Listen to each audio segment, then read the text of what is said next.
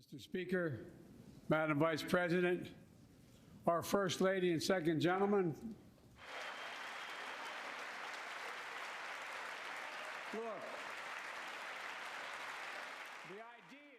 Republicans expected a conciliatory Biden. You know, this is a president who had just lost a chamber of Congress away from Democratic control. And that is certainly not what happened here.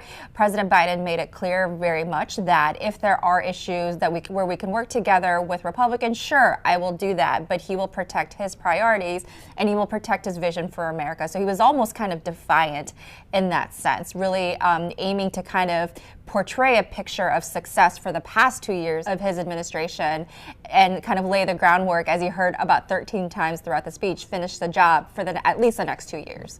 Let's finish the job and make these savings permanent. Expand coverage of Medicaid.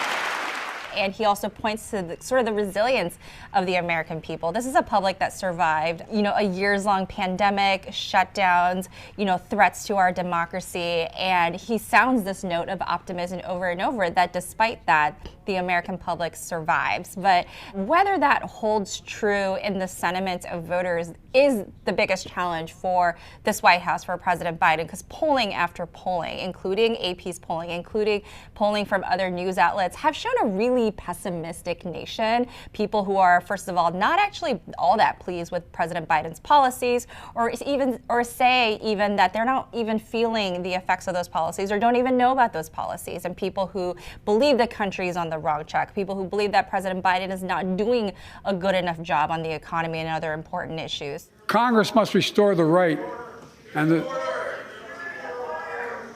One of the more contentious parts of the evening was when President Biden talked about the issue of Social Security and Medicare. Basically, he took a plan that was drafted by Senator Rick Scott, Republican from Florida. He chaired the National Republican Senatorial Committee in the last Congress.